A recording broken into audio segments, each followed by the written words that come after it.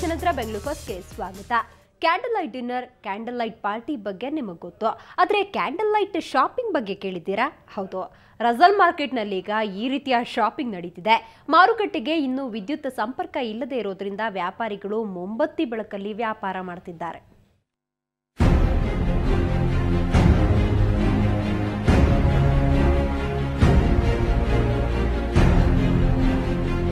ಹೀಗೆ ಕ್ಯಾಂಡಲ್ ಹಚ್ಚಿ ವ್ಯಾಪಾರ ನಡೀತಿರೋದು ಶಿವಾಜಿನಗರದ ರಸಲ್ ಮಾರ್ಕೆಟ್ನಲ್ಲಿ. ಈ ಮಾರುಕಟ್ಟೆಗೆ ವಿದ್ಯುತ್ ಸಂಪರ್ಕ ಕಡಿತಗೊಳಿಸಿರೋದ್ರಿಂದ ವ್ಯಾಪಾರಿಗಳು ಕ್ಯಾಂಡಲ್ ಬೆಳಕಲ್ಲಿ ವ್ಯಾಪಾರ ಮಾಡ್ತಿದ್ದಾರೆ. ಕಳೆದ ವರ್ಷ ಈ ಮಾರುಕಟ್ಟೆಗೆ ಬೆಂಕಿ ಬಿದ್ದಾಗ ವಿದ್ಯುತ್ ಸಂಪರ್ಕ ಕಡಿತಗೊಂಡಿತ್ತು. ಆನಂತರ ಇಲ್ಲಿನ ಹೊಸ ಮಾರುಕಟ್ಟೆ ನಿರ್ಮಿಸಲು ಬಿಬಿಎಂಪಿ ಯೋಜನೆ ರೂಪಿಸಿತ್ತು. ಆದರೆ ವ್ಯಾಪಾರಿಗಳು ನೂತನ ಕಟ್ಟಡ ನಿರ್ಮಾಣ ವಿರೋಧಿಸಿ ತಮ್ಮ ಅಂಗಡಿಗಳನ್ನ ತಾವೇ ರಿಪೇರಿ ಮಾಡಿಸಿ ವ್ಯಾಪಾರ ಆರಂಭಿಸಿದ್ರು. ಆದ್ರೆ ಕರೆಂಟ್ ಮಾತ್ರ ಇನ್ನೂ ಸಿಕ್ಕಿಲ್ಲ. ಇದರ ಹಿಂದೆ ಶಾಸಕ ರೋಷನ್ ಬೇಗ್ ಕೈವಾಡವಿದೆ ಅನ್ನೋದು ವ್ಯಾಪಾರಿಗಳ ಆರೋಪ. ಎಲ್ಲರೂ ಹೇಳ್ತಾವ್ರೆ ಮೇಡಮ್, MLA ಅವರು ಸ್ಟಾಪ್ ಮಾಡಿದ್ದಾರೆ, ಅದು ಕೊಡಬೇಡ ಅಂತ ಇದು ಮಾಡಿದ್ದಾರೆ ಅಂತ ಎಲ್ಲರೂ ಹೇಳ್ತಾ ಇದ್ದಾರೆ. ಅದು ಏನು ನಿಜ ಇದೆ, ಏನು ಸುಳ್ಳಿದೆ, ಅದು ಏನು ಗೊತ್ತಾಗ್ತಾ ಇಲ್ಲ ನಮಗೆ. ಈ ಮಾರ್ಕೆಟ್ ಬೆಂಕಿ ಆಗೋ ಟೈಮ್ನಲ್ಲಿ ಕರೆಂಟ್ ಇತ್ತು ಆವಾಗ 6 ಮಂತ್ ಬ್ಯಾಗ್. ಈಗ ಅವರೇ ಬಂದುಬಿಟ್ಟು ನಾವೇ ಕರೆದ್ಬಿಟ್ಟು ಅವ್ರಿಗೆ ಡಿಸ್ಕನೆಕ್ಟ್ ಮಾಡಿರೋದು. ಈಗ ಅಲ್ಲಿ ಬೆಸ್ಕಾಂ ಅವರು ಹೇಳ್ತಾ ಇದ್ದಾರೆ, ನಾವು ಆರ್ಡರ್ ಕಾಪಿ ಎಲ್ಲ ಆಗಿದೆ, ನಾವೆಲ್ಲ ಕೊಟ್ಟಿದ್ದೀವಿ, ಯಾಕೆ ಕೊಡ್ತಾ ಇದ್ದಿಲ್ಲ ಅಂತ ಅವರೇ ಆಶ್ಚರ್ಯ ಆಗ್ತಾ ಇದ್ದಾರೆ. ಕಸ್ಟಮರ್ ಬರ್ತಾ ಇಲ್ಲ, ವ್ಯಾಪಾರ ಇಲ್ಲಿ ಯಾರಿಲ್ಲ. ಸಾಯಂಕಾಲ 5 ಗಂಟೆ ಮೇಲೆ ಯಾರು ಕಸ್ಟಮರ್ ಬರ್ತಾ ಇಲ್ಲ, ನಮಗೆ ಬಿಸ್ನೆಸ್ಸು ಮಾಡೋಕ್ಕಾಗ್ತಾ ಇಲ್ಲ. ಈಗಾಗಲೇ ಬೆಸ್ಕಾಂ ಕೂಡ ಇವರಿಗೆ ವಿದ್ಯುತ್ ಸಂಪರ್ಕ ನೀಡಿ ಅಂತ ಪತ್ರ ಬರೆದಿದೆ. ಅನಗತ್ಯವಾದ್ರೂ ಹೊಸ ಕಟ್ಟಡ ನಿರ್ಮಾಣ ಮಾಡಿ ಹೆಸರು ಮಾಡೋಕೆ ಮುಂದಾದ ಶಾಸಕರು ಇದಕ್ಕೆ ಅಡ್ಡಗಾಲು ಹಾಕ್ತಿದ್ದಾರೆ. ಇದರಿಂದ ಸ್ಥಳೀಯ ವ್ಯಾಪಾರಿಗಳು ಕತ್ತಲಲ್ಲೇ ವ್ಯಾಪಾರ ಮಾಡ್ತಿದ್ದಾರೆ. ಲಕ್ಷಾಂತರ ರೂಪಾಯಿ ಹಣದಲ್ಲಿ ಅಂಗಡಿ ನವೀಕರಿಸಿಕೊಂಡಿದ್ದಲ್ಲದೆ ಜನರೇಟರ್ಗಳಿಗೂ ಹಣ ಸುರಿದು ವ್ಯಾಪಾರ ಮಾಡೋ ಸ್ಥಿತಿ ಇವರದ್ದು. ಈ ಬಗ್ಗೆ ಬಿಬಿಎಂಪಿ ಆಯುಕ್ತರು ಕೂಡ ಆಶ್ಚರ್ಯ ವ್ಯಕ್ತಪಡಿಸಿದ್ದಾರೆ. ಅದು ಇವತ್ತೇ ನನಗೆ ಗೊತ್ತಾಯಿತು. ನನಗೂ ಕೇಳಿ ಭಾಳ ಆಶ್ಚರ್ಯವಾಗ್ತಾ ಇದೆ. ಯಾಕೆ ಅವರಿಗೆ ಪವರ್ ಸಪ್ಲೈ ಇಲ್ಲ, ಇದು ಇರಲೇಬೇಕು. ನಮ್ಮವರು ಏನಾದರೂ ಒಂದು ಟೆಕ್ನಿಕಲ್ ಹೇಳ್ತಾ ಇದ್ದಾರೆ, ಆ ಟೆಕ್ನಿಕಲ್ ಹೇಗೆ ಸರಿಪಡಿಸಬೇಕು. ಯಾಕೆಂದರೆ ನಾವು ಸುಮ್ಮನೆ ಅವರಿಗೆ ತೊಂದರೆ ಕೊಡಬಾರ್ದು. ಅವರಿಗೆ ತೊಂದರೆ ಇಲ್ಲ, ಅದು ನಮ್ಮವ್ರಿಗೇ ತೊಂದರೆ. ಈ ಶಾಪರ್ಸ್ ಯಾರು ಬರ್ತಾರೆ ಅವರಿಗೆ ತೊಂದರೆ ಇದೆ. ಸೊ ಇದನ್ನು ತಕ್ಷಣ ಸರಿ ಮಾಡ್ತೇವೆ. ಒಟ್ಟಲ್ಲಿ ತಮ್ಮ ಬೇಳೆ ಬೇಯಿಸಿಕೊಳ್ಳಲು ಮುಂದಾಗಿರೋ ಶಾಸಕರ ನಡೆಯಿಂದ ವ್ಯಾಪಾರಿಗಳು ಪಡಬಾರದ ಕಷ್ಟ ಪಡ್ತಿರೋದು ಮಾತ್ರ ದುರಂತ. ಬೆಂಗಳೂರಿನಿಂದ ಕ್ಯಾಮ್ರಾ ಪರ್ಸನ್ ಕುಮಾರ್ ಜೊತೆ ಅಶ್ವಿನಿ, ಸುವರ್ಣ ನ್ಯೂಸ್.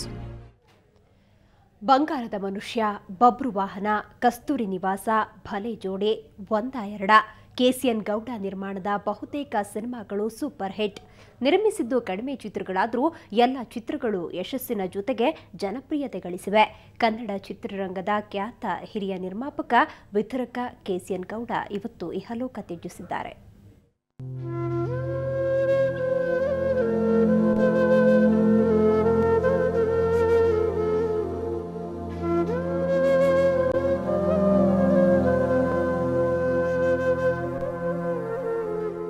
KCN ಗೌಡರಿಗೆ KCN ಗೌಡರೇ ಸರಿಸಾಟಿ. ಅವರು ನಿರ್ಮಿಸಿರೋ ಬಂಗಾರದ ಮನುಷ್ಯ, ಕಸ್ತೂರಿ ನಿವಾಸ ಚಿತ್ರಗಳೆರಡೇ ಸಾಕು ಅವರನ್ನ ಸ್ಮರಿಸೋಕೆ. ನಿರ್ಮಿಸಿದ್ದು 15 ಚಿತ್ರಗಳಾದ್ರೂ ಬಹುತೇಕ ಎಲ್ಲ ಸಿನಿಮಾಗಳು ಯಶಸ್ಸನ್ನ ಗಳಿಸಿವೆ.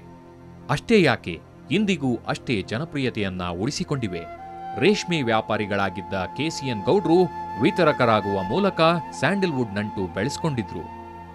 1966ರಲ್ಲಿ ತೆರೆಕಂಡ ಬೆಳ್ಳಿ ಮೋಡ ಚಿತ್ರವನ್ನ ವಿತರಣೆ ಮಾಡಿದ್ದ KCN ಗೌಡ್ರು ಭಲೆ ಜೋಡಿ ಚಿತ್ರವನ್ನ ನಿರ್ಮಿಸುವ ಮೂಲಕ ನಿರ್ಮಾಪಕರಾದ್ರು.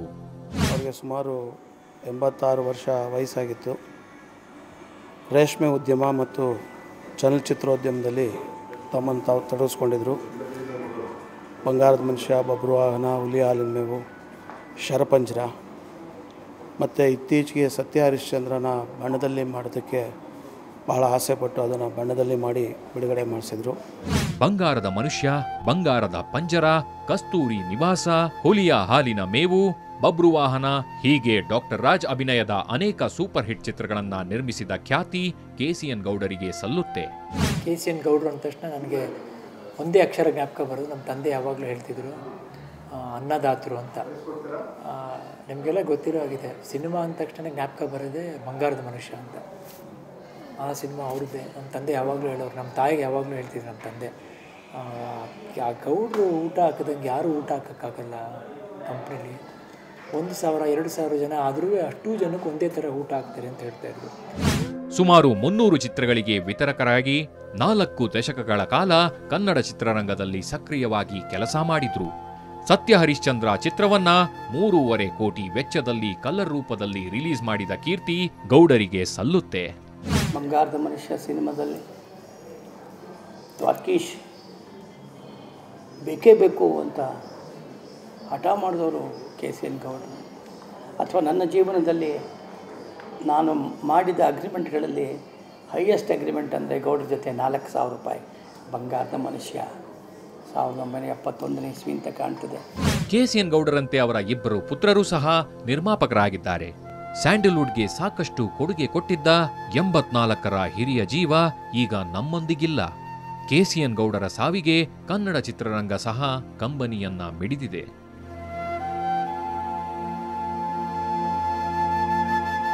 ಎಂಟರ್ಟೈನ್ಮೆಂಟ್ ಬ್ಯೂರೋ, ಸುವರ್ಣ ನ್ಯೂಸ್.